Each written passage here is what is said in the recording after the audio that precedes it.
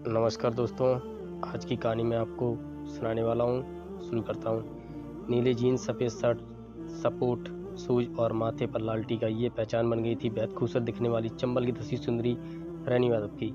चंबल की डाकू रेणु यादव, जिसके नाम से दूर दूर गाँव में खौफ था। वो डाकू हसीना इतनी खूबसूरत थी कि उसकी खूबसूरती ने ही उसे मजबूर किया था डाकू बनने पर। उसकी खूबसूरती ही उसकी दुश्मन बन गई। रेणु यादव की खूबसूरती की वजह से ही एक वक्त पर चंबल की बहड़ों में ही डाकू एक दूसरे के खून के प्यासे हुए थे। गोरा रंग, मासूम सा दिखने वाला खूबसूरत चेहरा, 5 फीट 8 इंच हाइट, लंबे काले बाल। उसकी खूबसूरती बॉलीवुड के हीरोइनों को भी मात देती थी। उसे जो एक बार देखता था बस देखता ही रह जाता। 5 बहनों में सबसे बड़ी रेणु बचपन से ही बेहद खूबसूरत थी। उत्तर प्रदेश के औरैया जिले के जमालीपुर गांव में रेणु का जन्म हुआ था। पिता बेहद गरीब थे। 5 बच्चे होने की वजह से मुश्किल से ही घर चल पाता था, लेकिन बावजूद उनके पिता ने रेणु को पढ़ाई करवाई। उसे भी किताबों का बेहद शौक था। उसका सपना था कि पढ़ लिख कर पिता की मदद करूंगी, लेकिन उसकी किस्मत में तो कुछ और ही लिखा था। चंदन यादव ने किया किडनैप। 29 नवंबर 2003 की सुबह रेणु अपनी सहेलियों के साथ स्कूल जा रही थी। रास्ते में चंबल के डाकू चंदन यादव की नज़र उस पर पड़ी। उसकी सादगी और खूबसूरती देखते ही चंदन यादव उसका दीवाना हो गया। रेणु को रास्ते में किडनैप कर लिया गया। शाम तक जब रेणु घर नहीं पहुंची तो परिवार वालों को चिंता हुई। रेणु के पिता विद्याराम ने पुलिस में शिकायत दर्ज कराई, लेकिन पुलिस ने कोई कार्रवाई नहीं की। इसी दौरान डाकू चंदन यादव ने रेणु के पिता से उसके बदले 10 लाख रुपए की फिरौती की मांग की। रेणु के पिता को कुछ समझ नहीं आ रहा था। आखिर एक गरीब किसान जिसकी 4 बेटियां और हों, वो 10 लाख रुपए कहाँ से लाए? जंगल में उस पर हुए जुल्म रेणु के पिता पुलिस थाने के चक्कर काटते रहे। वो अपनी बेटी को छुड़ाने की उम्मीद में रोज पुलिस थाने जाते, पुलिस वालों से मदद की गुहार लगाते, लेकिन ऐसा कुछ नहीं हुआ।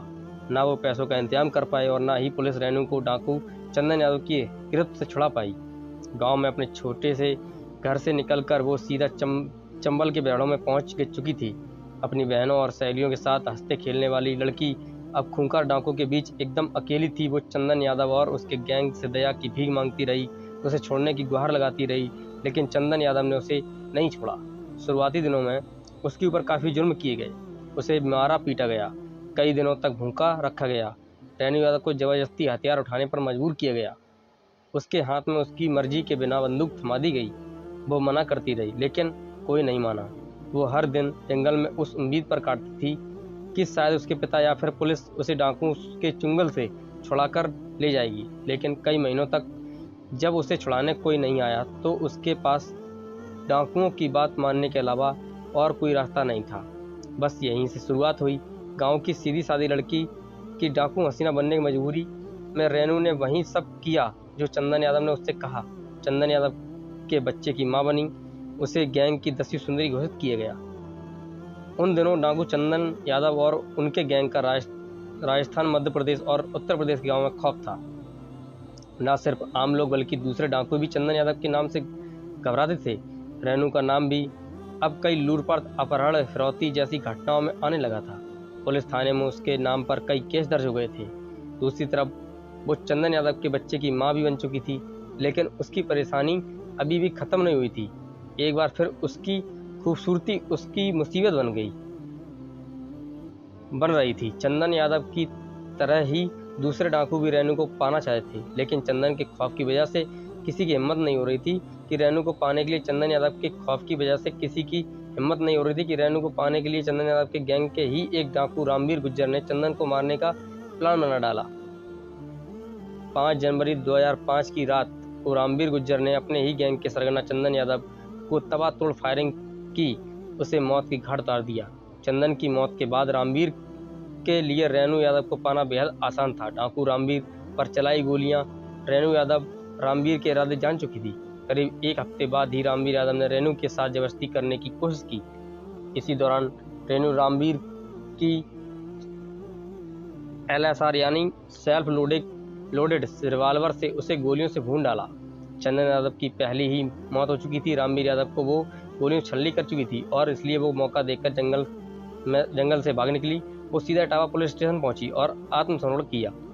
हालांकि पुलिस ने दावा किया था कि उन्होंने LSR के साथ डाकू रेणु यादव को गिरफ्तार किया है। पुलिस के सामने किया आत्मसमर्पण का रेणु पर उस वक्त पुलिस ने 17 मामले दर्ज किए थे। डाकू रेणु यादव का कहना था कि पुलिस ने उसके ऊपर झूठे आरोप लगाए, जबकि उसने खुद ही सरेंडर किया था। लंबे समय तक रेणु यादव का मामला अदालत में चल रहा था। इस दौरान वो जेल में रही। साल 2012 में अदालत ने उसे सारे आरोपों से बरी कर दिया। इतना ही नहीं बल्कि अदालत ने पुलिस को इस मामले में फटकार भी लगाई थी कि बेटी को अपनी मां के पास भेजा। जेल से निकलने के बाद रेणु के लिए जिंदगी सामान्य नहीं थी। रामवीर गुर्जर जो उस रात रेणु ने कई गोलियां दागी थी, उस हमले में बच गया था। रामवीर और उसका गैंग रेणु पर वापस जंगल आने का दबाव बना रहा था, उसे जान से मारने की धमकी दे रहा था। रेणु यादव ने उस वक्त की सपा सरकार से सुरक्षा की मांग की थी और उसे सुरक्षा मुहैया भी कराई गई थी।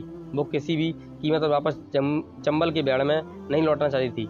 उसने अपनी बेटी को भी अपनी मां के साथ पास सौंप दिया ताकि उसे एक अच्छी परवरिश मिल सके और उसकी पिछली जिंदगी का साया बच्ची के ऊपर ना पड़े।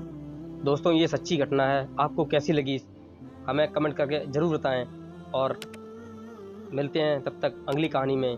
तब तक के लिए नमस्कार, जय हिंद।